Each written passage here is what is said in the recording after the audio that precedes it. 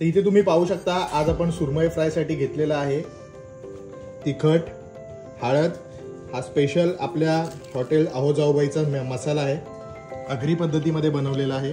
तसंच आपण इथे धणेपूड घेतलेला आहे, आलं लसूण पेस्ट घेतलाय आणि मच्छीसाठी नेहमी लागणारं कोकम आगळ आहे, जिरा आहे, ठेचलेला लसूण आहे, तांदळाचं पीठ, रवा आणि चवीपुरता आपण मीठ घेणार आहोत। आणि मित्रांनो आपण खरेदी केलेली ही सुरमईची तुकडी आहे। तर चला आज पाहूया आपण स्पेशल आहोजाऊबाई सुरमई फ्राय। लाल तिखट थोडंसंच घेतोय कारण की आपल्याला रव्यामध्ये मिक्स करायचं आहे नंतर। हळद, स्पेशल आपला आगरी कोळी मसाला जो मी बनवलेला आहे, धणे पावडर ती आपण हे मॅरिनेशन मध्येच घेणार आहोत। आणि मित्रांनो प्रत्येकी एका तुकडीसाठी आपण अर्धा चमचा घेतलेला आहे मसाल्यांचा। इथे आपण आलं लसूण पेस्ट टाकू, याच्यामध्ये कोकम आगळ आहे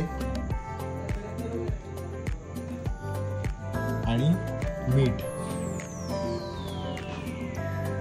आता आपण हे मस्तपैकी एकजीव करून घेऊया। मॅरिनेशन रेडी झालेलं आहे मसाल्याचं। आता आपण सुरमई तुकडीला हा मसाला लावून घेऊया। मसाला लावून घेतलेला आपण सुरमईच्या तुकडीला। आता 5 मिनिटं आपण तसंच ठेवूया म्हणजे मसाला आतमध्ये मस्तपैकी मुरेल। फायनली मित्रांनो आपल्या सुरमईच्या तुकडीला आपण मसाला लावून घेतलेला आहे। आता आपण त्याचं कोटिंग जे आपण वरती कोटिंग करणार आहोत त्याच्यासाठी आपण रवा घेतला इथे 2 चमचा, तांदळाचं पीठ घेणार आहोत 1 चमचा आणि याच्यामध्ये आपण मसाले घालणार आहोत परत मित्रांनो। तिखट घालायचं आहे अर्धा चमचा, आपला स्पेशल आगरी कोळी जाऊबाई मसाला तो घातलेला आहे, हळद आणि चवीपुरतं मीठ। त्याला एकजीव करून घेऊया आणि सुरमईच्या तुकडीला लावूया। तर आपण इथली सुरमई 5 मिनिटं मॅरिनेट करून घेतली आहे। आता आपल्या या रव्याच्या मिश्रणात आपण तिला घोळून घेऊया। बघू शकता कसं सुंदर प्रकारे आपण त्याला कोट करतोय।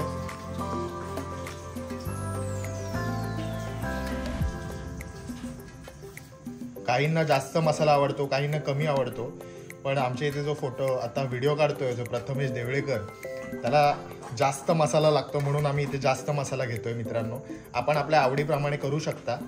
ते बघू शकता आपली सुरमई मस्तपैकी कोट झालेली आहे आणि आता आपण तिला तेलामध्ये सोडूया। तर फायनली मित्रांनो आपण तवा घेतलेला आहे आणि त्याच्यामध्ये तेल गरम झालेलं आहे। आता आपण लसूण पाकळ्या टाकूया।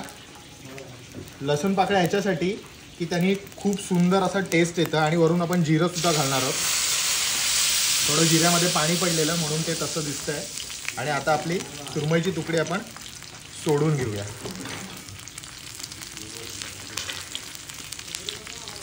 तर मित्रांनो आता आपण ही तुकडी एक 7 ते 8 मिनिटं दोन्ही बाजूनी मस्तपैकी शेकून घेऊया आणि मग आपली सुरमई फ्राय खमंग प्रमाणे तयार होईल।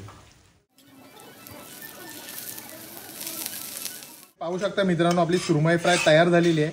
आता मस्तपैकी आपण गार्निश करून सर्व करूया। तर इथे पाहू शकता तुम्ही आणि थोडीशी आपण कोथिंबीर घालूया। क्या बात आहे। अशा प्रकारे तुम्ही ही सुरमई फ्राय बनवून नक्की ट्राय करा आणि तुम्हाला जर ही खायची असेल तर नक्कीच आपलं हॉटेल आहे कोलमध्ये आहोजाऊबाई, तिथे नक्की व्हिजिट करा। तुम्हाला अशा प्रकारे सुरमई व वेगवेगळे विविध प्रकारचे मासे खावयास मिळतील। पुन्हा भेटूया नवीन रेसिपीसोबत, तोपर्यंत धन्यवाद। आणि महत्त्वाचं म्हणजे रायगडचा स्वाद आणि बरंच काही या यूट्यूब चॅनलला लाईक, शेअर आणि सबस्क्राईब तसंच बेल आयकॉनला हिट करायला विसरू नका। Bye bye.